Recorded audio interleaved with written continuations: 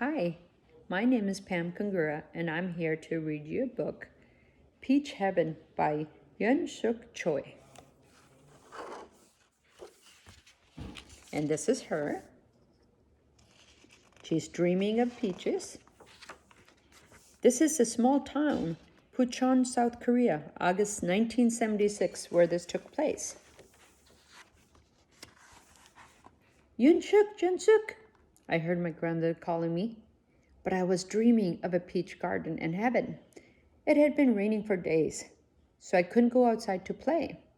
Although I had homework to do, I sat staring at the picture of heaven that hung above my desk. This is Yangsook Choi. Maybe it wasn't really a picture of heaven, but it was how I imagined heaven might look. It showed children playing in a beautiful peach orchard. I had cut it out of a calendar at one time.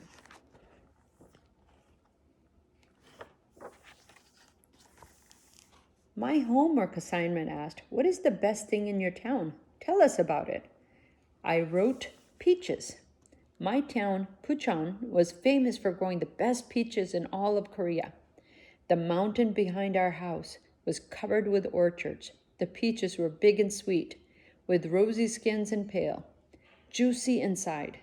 They were sent to the market all over Korea, but I never got to have enough because they were expensive. "It'll be a good harvest this year," I'd heard my father say. When the harvest was good, everyone in our town seemed happier. I looked at the picture of heaven again and decided to visit the mountain of orchards soon for my homework.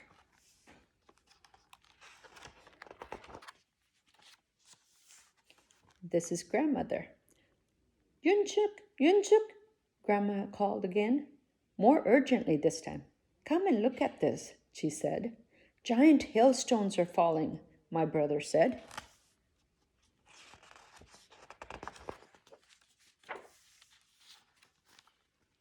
Reluctantly, I left my room to answer Grandma, and then I saw the water had risen above our stepping stone. Our shoes were floating around like little boats. My brother jumped up and down with excitement to see so much rain, but not me. My heart sank as the rain poured down and down and down from the dark sky. I looked toward the mountain and couldn't see it.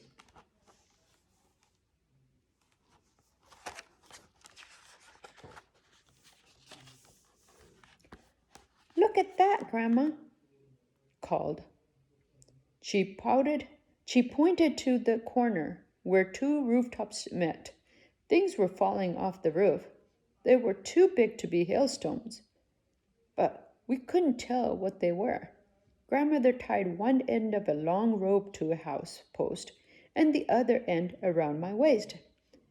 I dared to step down into the water. It covered my knees and pushed against my legs, making it hard to walk. I moved through the water as fast as I could toward the falling objects. "Be careful," Grandma said. I got closer and couldn't believe my eyes. Beautiful, ripe peaches were pouring over the rooftops. Peaches are coming down from the sky, Grandma," I yelled. "How could it be raining peaches?"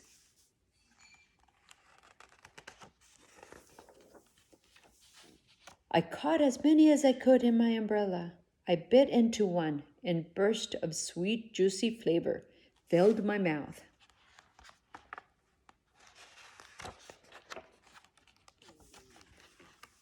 The heavy rains had carried them all away from the mountain orchards, Grandma told me, but who could explain why they were not battered or bruised? When my parents came home from work, we sat around our living room and feasted on peaches until we could eat no more. I forgot about the rain. I was in peach heaven.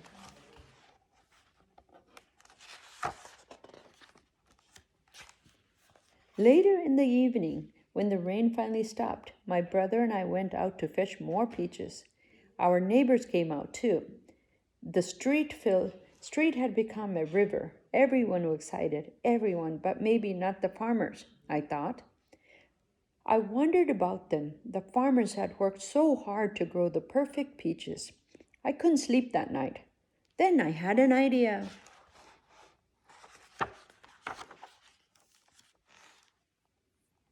Early the next morning, I packed a small bag with a ball of Grandma's yarn and scissors and knocked on the doors of my friends.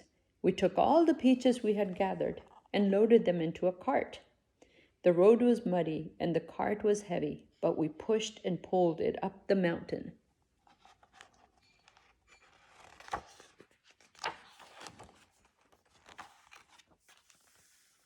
Many empty trees were what we saw.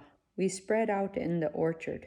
Then we tied each peach to a branch with Grandma's yarn.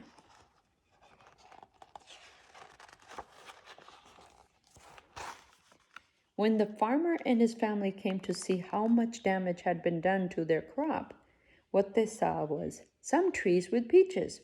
I watched their faces turn from dark like rain to rosy like a peach. Soon, neighbors arrived with carts full of peaches. They had called. We helped the farmers pick up all the peaches that lay beneath the trees in the orchards. I had so much to write about for my homework. What an experience! The next spring, I spotted a small plant in the corner of our yard where the rooftops met. Grandma told me it was a peach tree. And now she has a peach tree of her own. Here's the author's note. On August 12, 1976, Puchan was hit by one of the heaviest rainfalls in its history. My memory of that time, when it rained peaches, is still vivid. In Korea, mythology, and culture, peach is regarded as a magic fruit that brings a long and healthy life. It symbolizes peace and is thought to be a strong defense against evil. Pictures of peach gardens like the one I once cut from a calendar hang in shops and homes all over Korea. Such scenes represent an ideal world and the dream of a time when people will live together in peace and happiness. The summer it rained peaches reminds me of this and also of my dear grandmother. Puchon is now a modern city. Many of the peach orchards have disappeared, but those that remain still produce the most beautiful, juicy, rosy-skinned peaches in the whole wide world. The end. And this book is Peach Heaven by Yangsook Choi.